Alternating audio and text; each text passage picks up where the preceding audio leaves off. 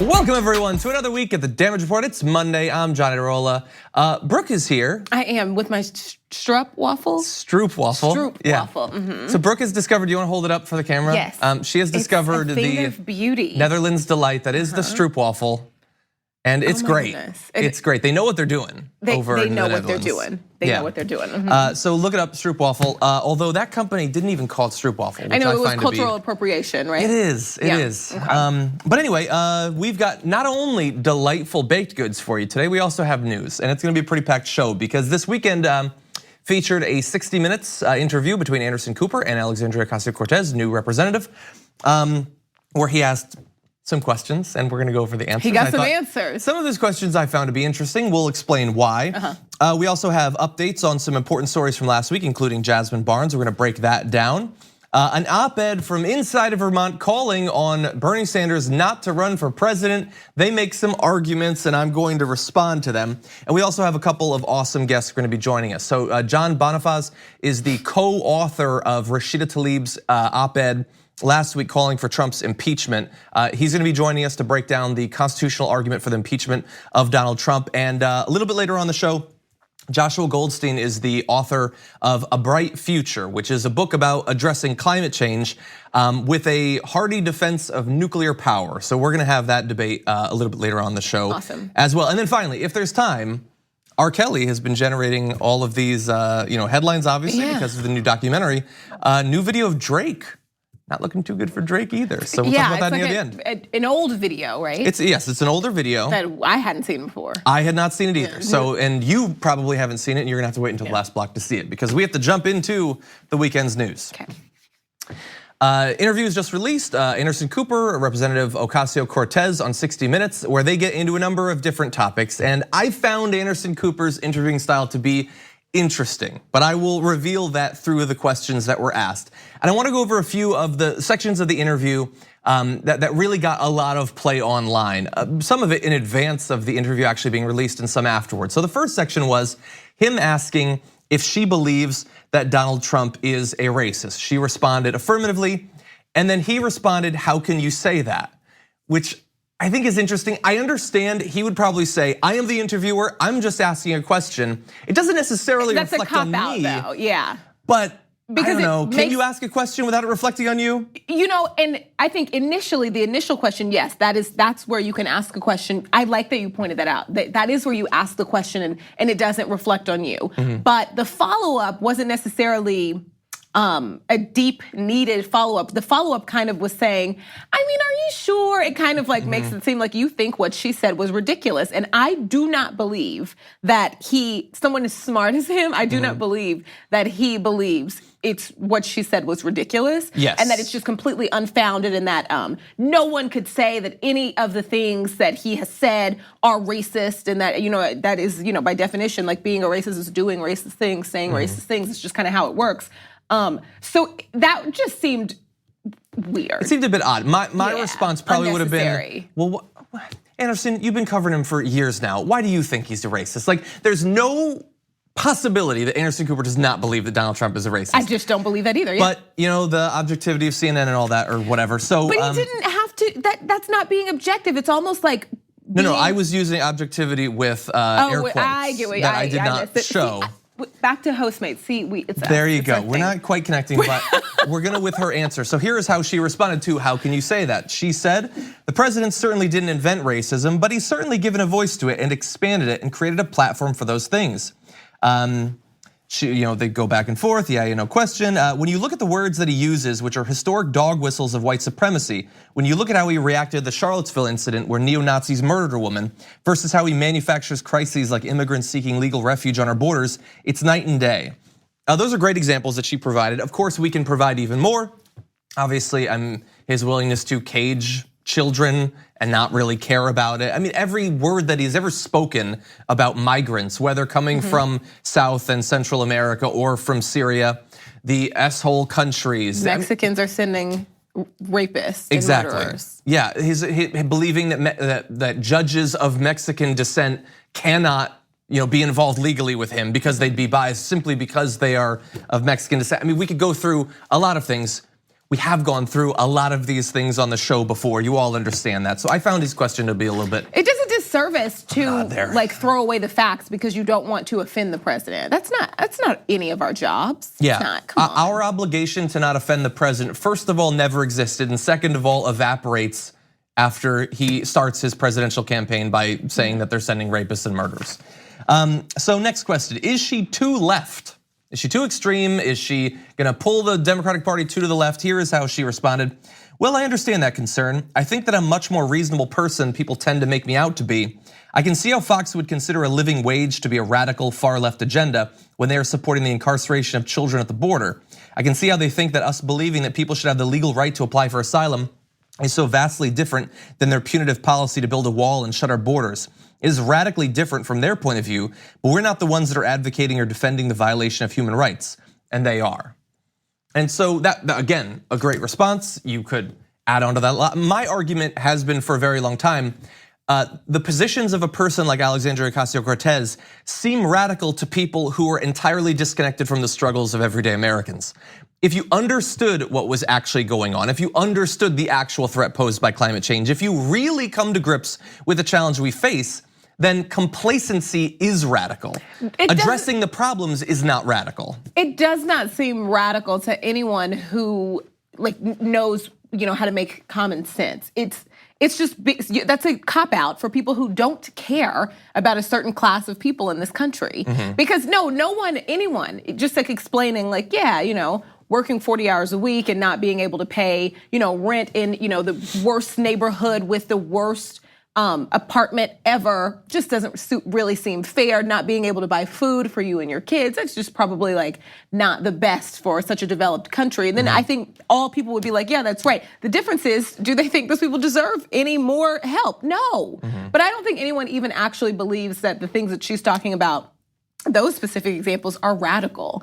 It's just a great word to use because it's embarrassing to say, no, I don't really care about poor people. Yeah, I wish they weren't here. You know what I mean? But that's what it is. Or Fox News, which we talked about on the show last week. They've spent years and years doing this, but over the past 2 weeks, multiple times they've made the case that one of the issues with welfare programs is people aren't ashamed of them enough anymore. Oh God, yeah. There should be more shame. That seems sort of radical to me. That is radical, and yes. Yeah. I have not been. I grew up in a family that did not have much money. I've never lived in a house growing up or anything like that. Neither of my parents graduated from college. But I have not experienced the greatest depths of American poverty. And I have a feeling, even without having been in that group, there's probably enough shame and psychological turmoil and things like that. I think you're covered, Fox News. I don't think you have to worry too much about those people feeling bad. Shame is not necessary. What? Yeah. If being poor is so awesome in America, why do the rich hold on to their money? Right. I heard mo money comes with mo problems, and yet they maintain them, even though it's so much better to be poor. We've got to start a list, guys. Exactly. We're not gonna go into that. We'll return to music with Drake. Anyway, but on to more of the substance of her platform. And so he asks the same sort of question that people on the left always get asked when they have solutions to problems. He says, how are you gonna pay for all this? And she says, no one asks how we're gonna pay for the Space Force. No one asked how we paid for the $2 trillion tax cut. We only ask how we pay for it on issues of housing, healthcare, and education. How are we gonna pay for it? With the same exact mechanisms that we pay for military increases. Under the condition that we actually pay for those military increases rather than simply increasing the deficit, which is what we've been doing for a very long time in this country. But that's a good response. And it plays into the entire way that the questions are framed, whether by Anderson Cooper or by another person.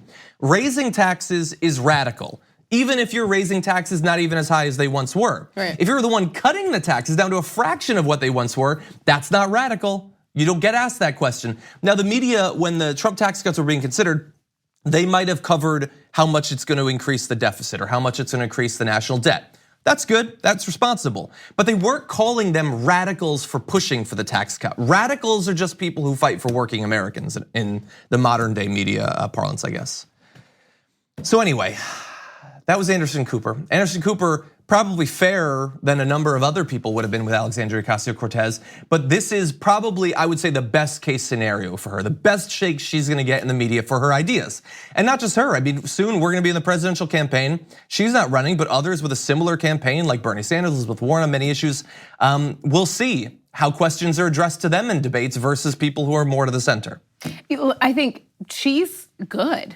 This was it. I think this was a solid showing for her. Yeah. Exactly. Yeah. I think she comported herself really well. Those on the right they really hope that she'll be a lightweight. And unfortunately, it doesn't look like that's actually the case. And if she's not a lightweight and she dances really well, I don't know what they're going to attack her on because they've whiffed the past couple of times. Anyway, we are going to take our first break. When we come back, should the president be impeached? Constitutional attorney makes the case. We need to talk about a relatively new show called The Republic, or UNFTR. As a Young Turks fan, you already know that the government, the media, and corporations are constantly peddling lies that serve the interests of the rich and powerful. But now there's a podcast dedicated to unraveling those lies, debunking the conventional wisdom. In each episode of The Republic, or UNFTR, the host delves into a different historical episode or topic that's generally misunderstood or purposely obfuscated by the so-called powers that be, featuring in-depth research, razor-sharp commentary, and just the right amount of vulgarity. The UNFTR podcast takes a sledgehammer to what you thought you knew about some of the nation's most sacred historical cows. But don't just take my word for it. The New York Times described UNFTR as consistently compelling and educational, aiming to challenge conventional wisdom and upend the historical narratives that were taught in school. For as the great philosopher Yoda once put it, "You must unlearn what you have learned." And that's true whether you're in Jedi training or you're uprooting and exposing all the propaganda and disinformation you've been fed over the course of your lifetime. So search for UNFTR in your podcast app today and get ready to get informed, angered, and entertained all at the same time.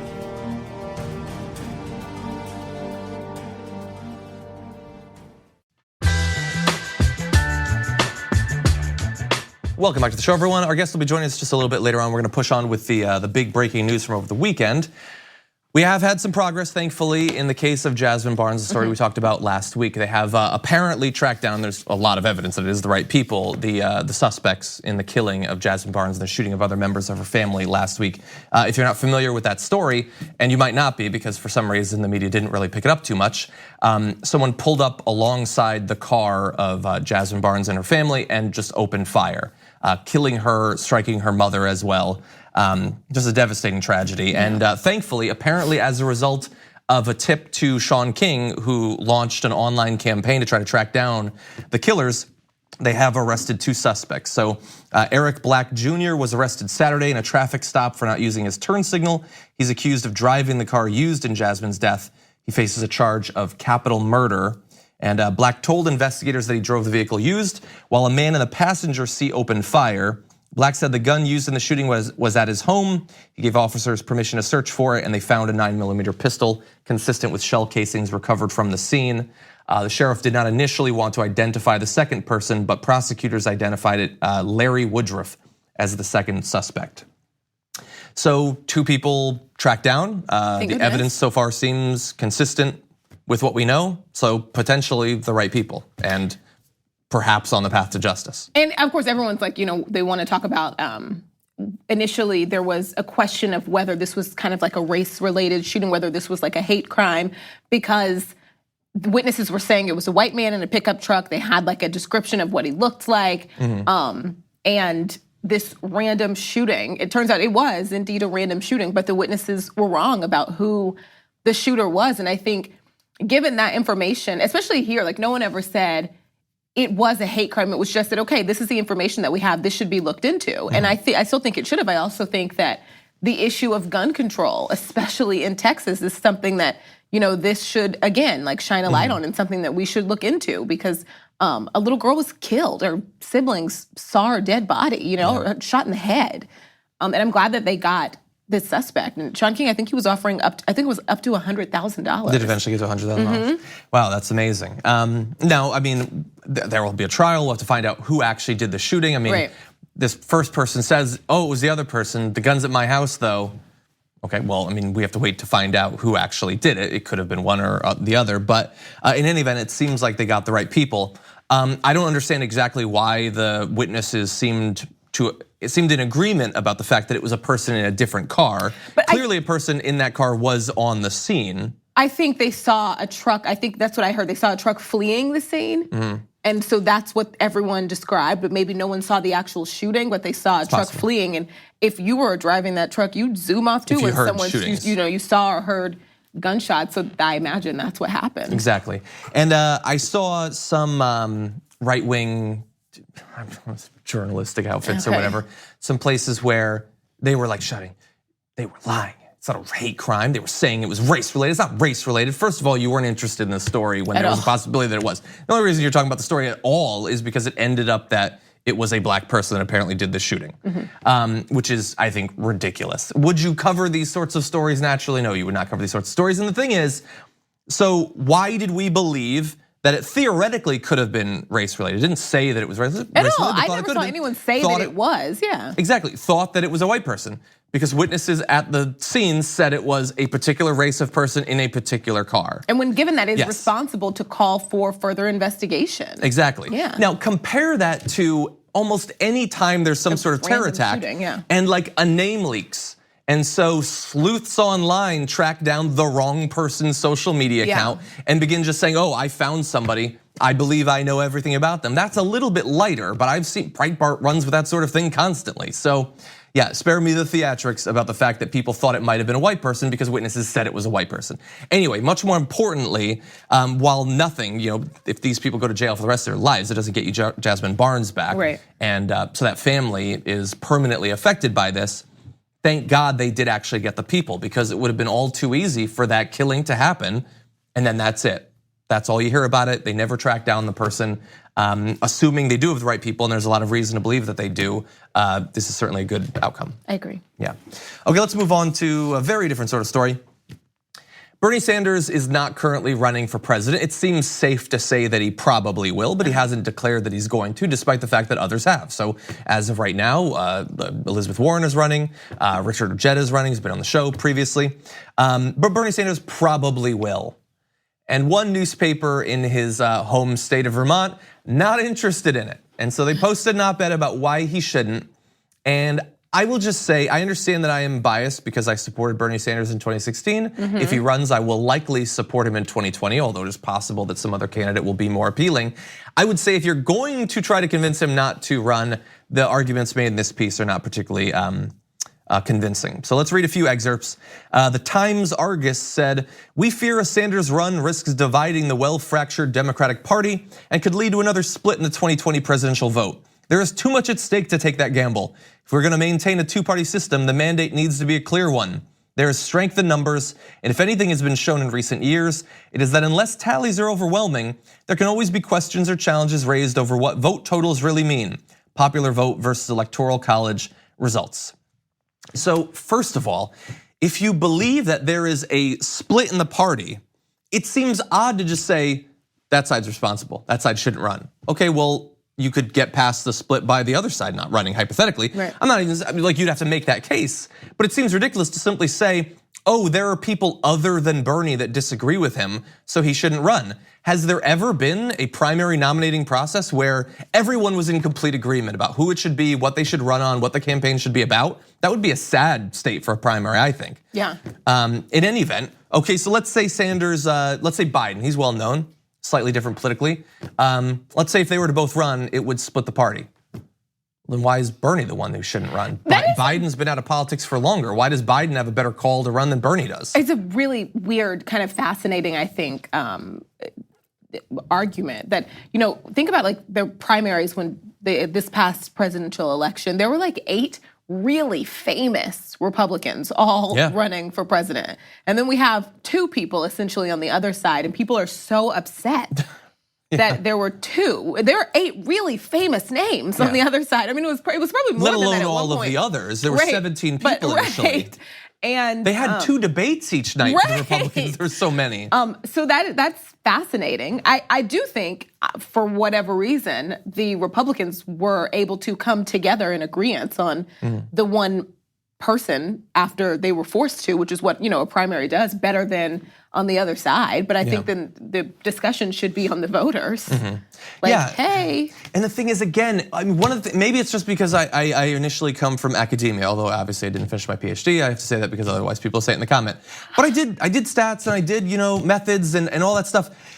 The second part of that statement is, if you're not saying it's ideologically splitting the vote, it's that, well, what if Bernie runs and then he doesn't win, so his supporters don't support the eventual candidate? That could be a different sort of split. Maybe that's what they mean.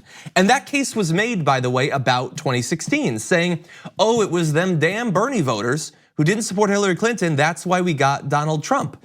And the thing is, that is a claim that you can make and then try to verify with the facts. And the facts are that a higher percentage of Bernie supporters in the primary supported Hillary in the general than Hillary supporters in the primary supported Barack Obama in the general in the previous election when she went up against Barack Obama. But nobody talks about that. They just pretend that because Twitter was a big thing in 2016, that all Bernie Sanders supporters wouldn't support Hillary Clinton. When you look at the actual votes, at the actual numbers, that is not borne out, and people simply ignore that inconvenient truth.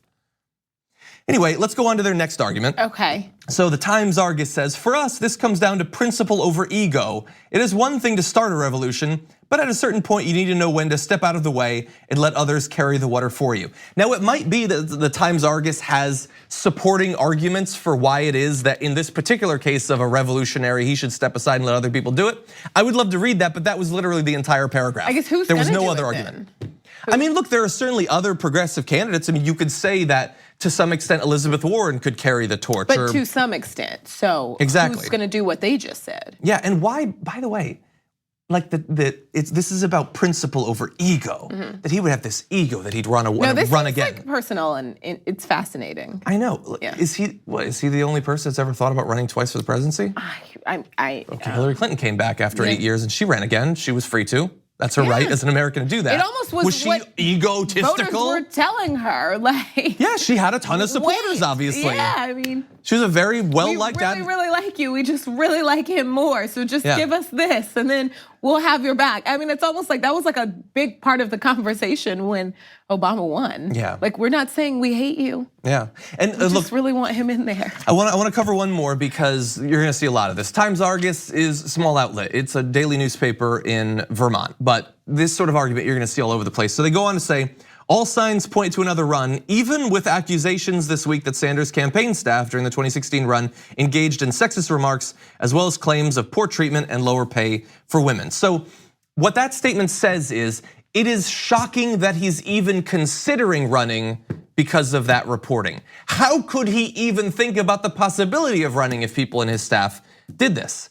And that is going to be an argument you're gonna see all over the place. Now, an individual can say, I really don't like that went on. I acknowledge that Bernie didn't do any of that and that they addressed it long before anyone found out about it, but I still don't support it because of that. Okay, fine, you can say that. But the idea that it is farcical that he would run because of that, I think is going way too far.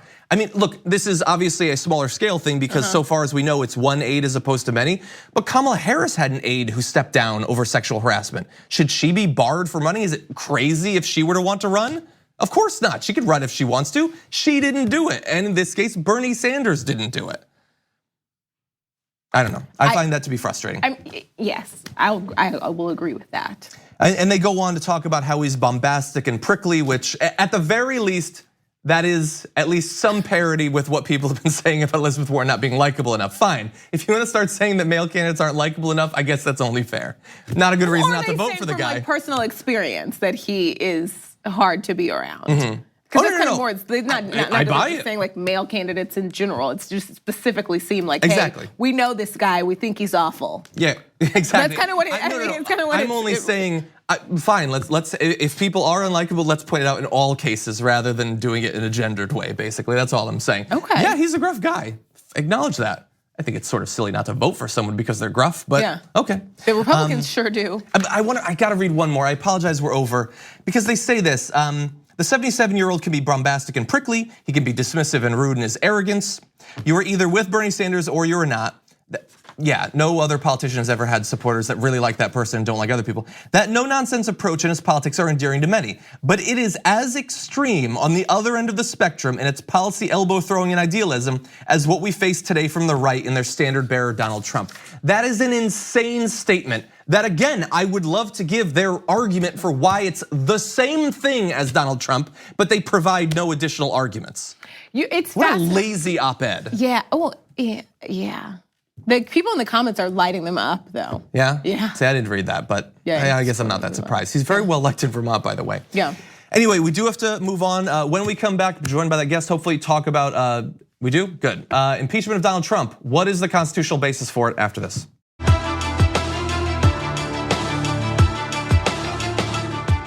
So last week, new Congresswoman Rashida Tlaib co-authored an op-ed calling for the impeachment of Donald Trump.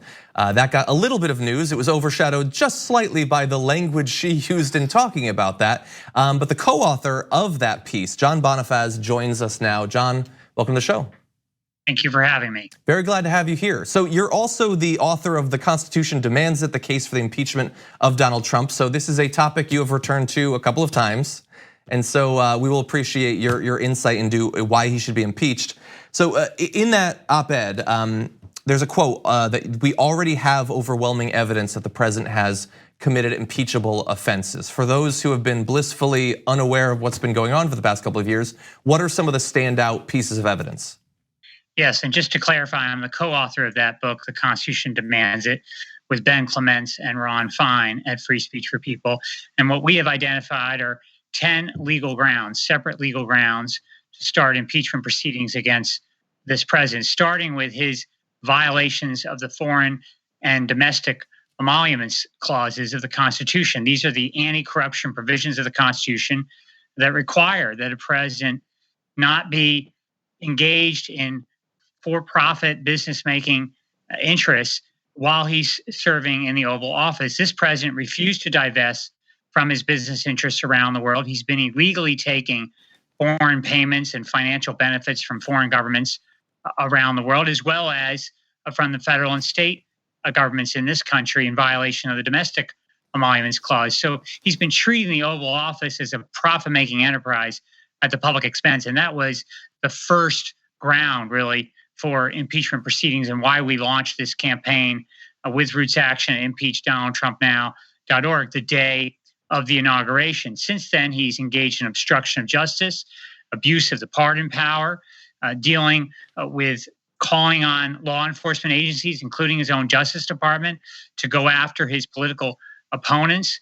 He's been found by federal prosecutors, his own Justice Department, as having directed a criminal conspiracy to make hush money payments to two women who allegedly had affairs with him, and he wanted to cover it up to influence the 2016 election in violation of federal campaign finance laws.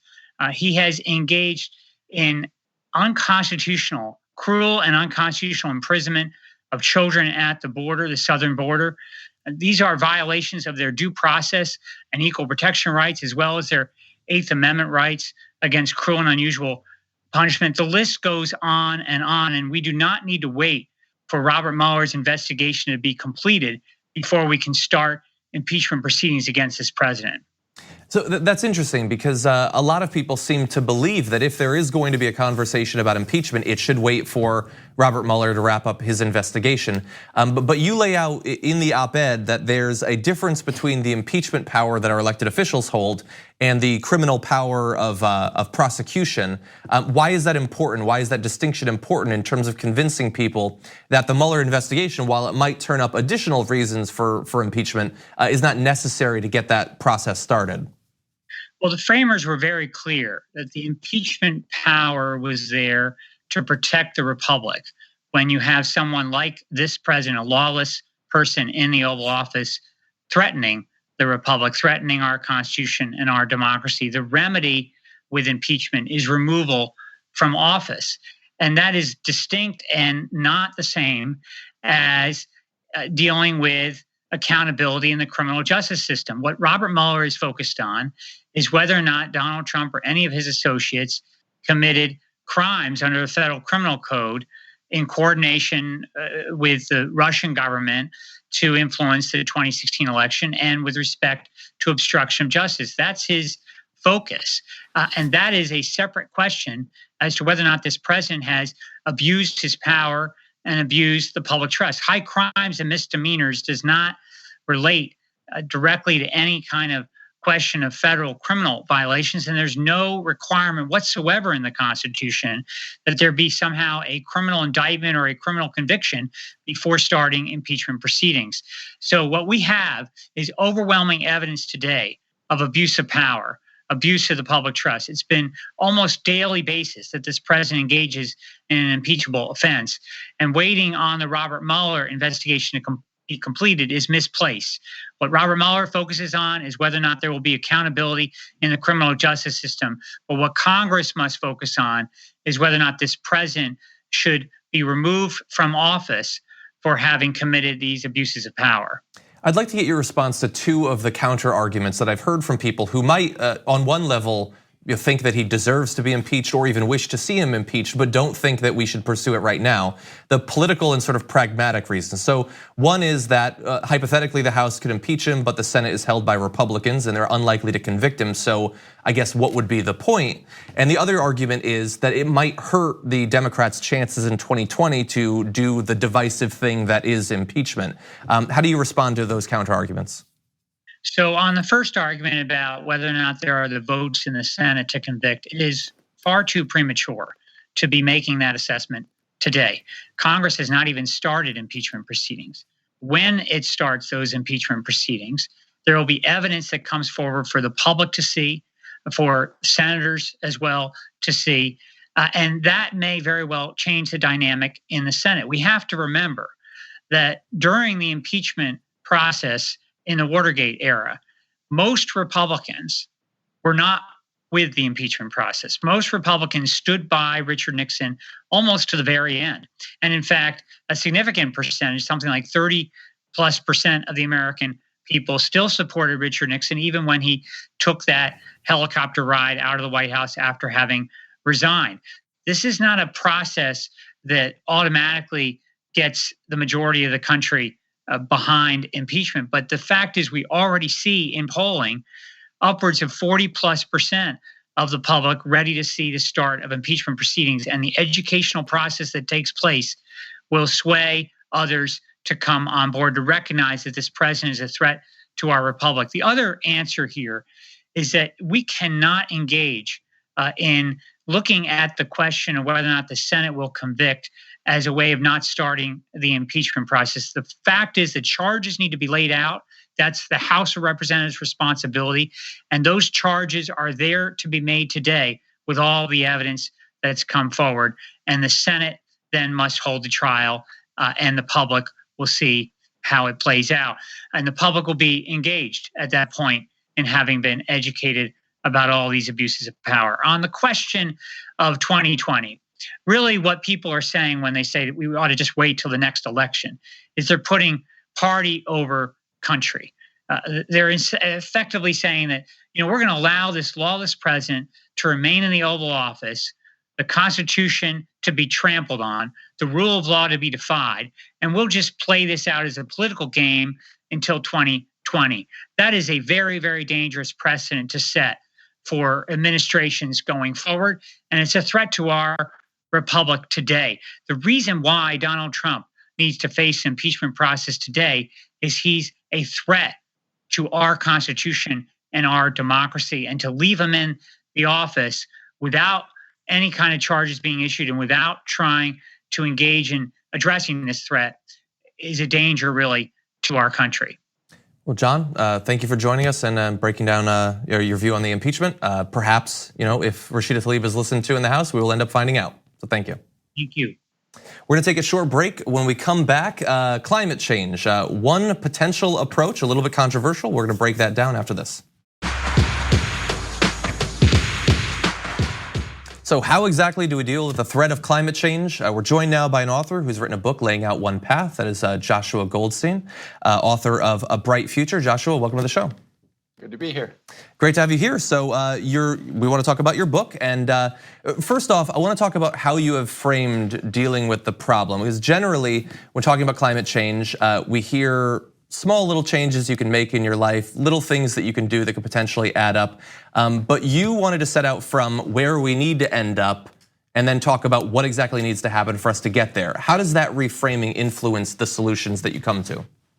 Well, if you really want to solve climate change and not just feel good about it, and see what's going to add up to a solution by mid-century to decarbonize the world economy, then you need to take a big picture. That just a little bit here and a little bit there isn't going to do it. The world's way off track. We're not decarbonizing yet at all, and you need something big to scale up to enormous amounts of new clean energy. I didn't start out interested in nuclear power, which I ended up interested in. I was against nuclear power because small is beautiful and all that.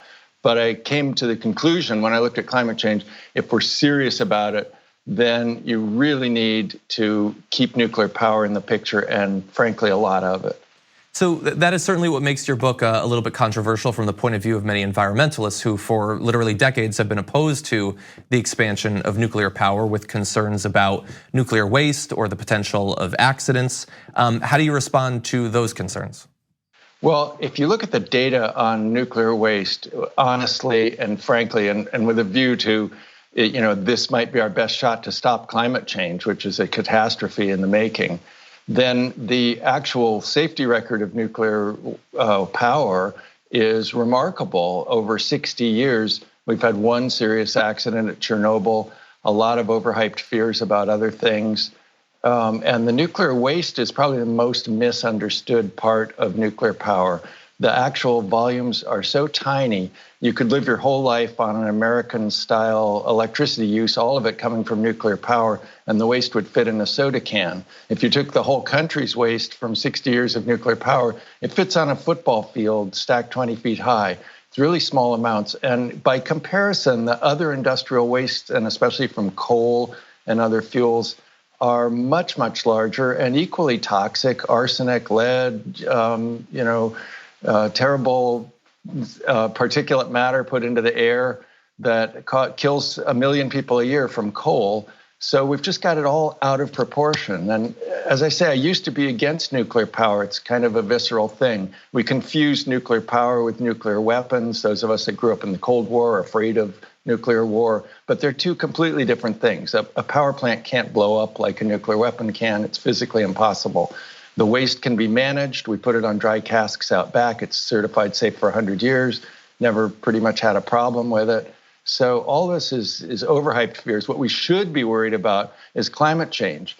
And to just say we'll deal with it by becoming vegetarians or putting in solar cells here and there, it's kind of piecemeal approach. That's in a way a form of denial. We need to look at the big picture. How do we really get on top of this problem? And it turns out nuclear power is probably one of our best shots to do that. So there's also an economic counter argument that nuclear reactors are incredibly expensive to build, whereas things like solar cell, like industrial scale solar, wind farms and things like that are already cost competitive in many parts of the world with coal and things like that. Perhaps not natural gas yet, but certainly coal. So how do you respond to that argument that economically it might actually be far easier to scale up solar and wind as opposed to nuclear?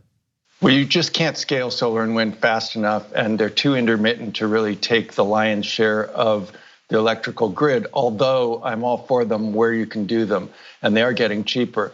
But when Sweden and France put in nuclear power decades ago, they got cheap electricity. That's some of the cheapest electricity in Europe.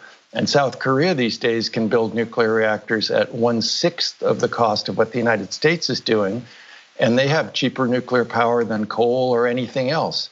So it is possible to do this. The reason that it's so expensive here is we didn't build them for 30 years, and then we came back and built first-of-a-kind designs. The first one off the line is always incredibly expensive.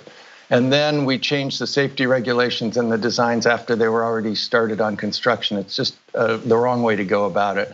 And it ended up way over cost overruns and delays. But in South Korea, they build the same design over and over again, and they've brought the cost down with each time they build it.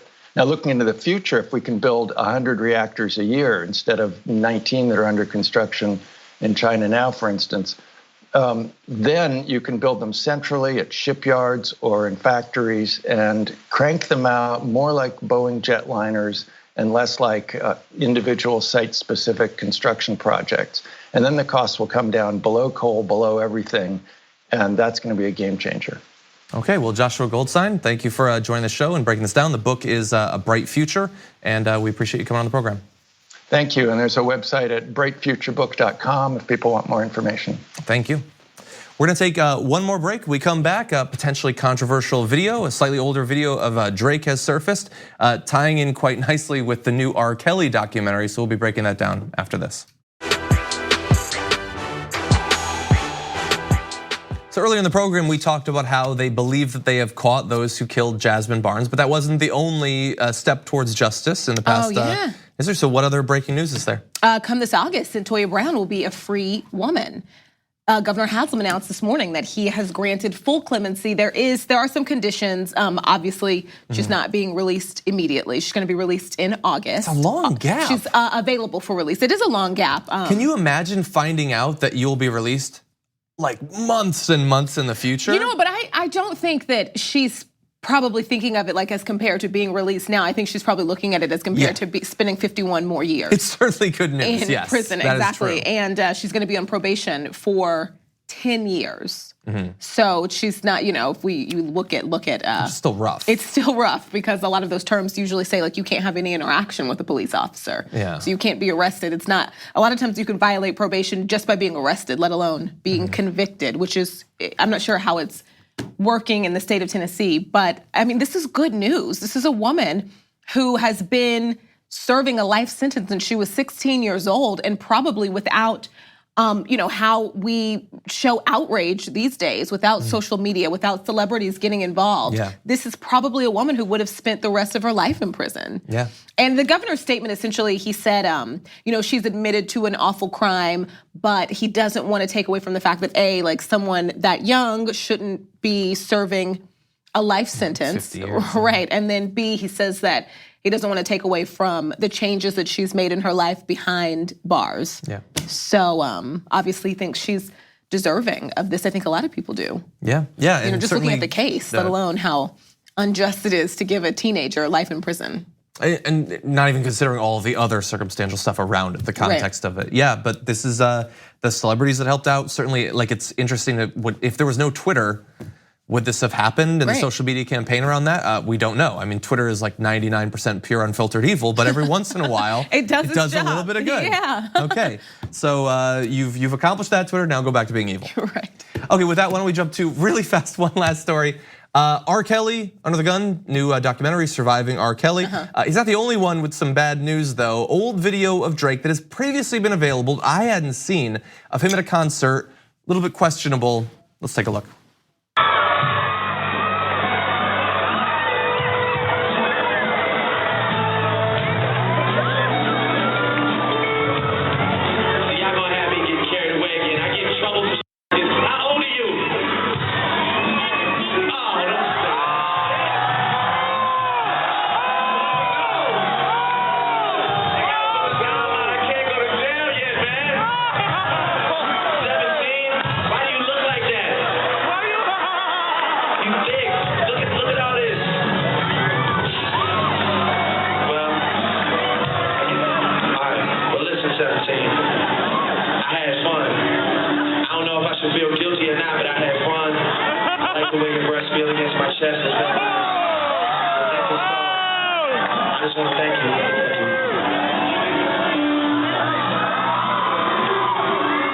Okay, so it's hard to watch. It's hard. So she's 17. He finds out after having kissed her, and his reaction is, "I don't want to go to jail." But then he starts kissing her and talking about her breasts. So a little bit weird. It's an older video.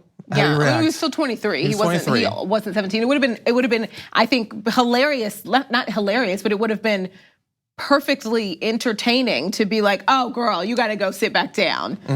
Like somebody take her to the kids section, not like, "Oh, but your breasts." Like, that was so bad. And I think that's not normal. We can't normalize behavior like that. Like celebrities should be freaked out by the prospect of doing that. Like, and bear in mind, in terms of normalization, I mean, the crowd's cheering. Exactly. That's what's so upsetting about it. Anyway, let's find out what people think in the comments, actually. That's all the time we have, unfortunately. Thank you for joining. Always good to have you here. Thank you for always having me. Thank you for watching, everybody. We'll be back tomorrow morning with much more news for you.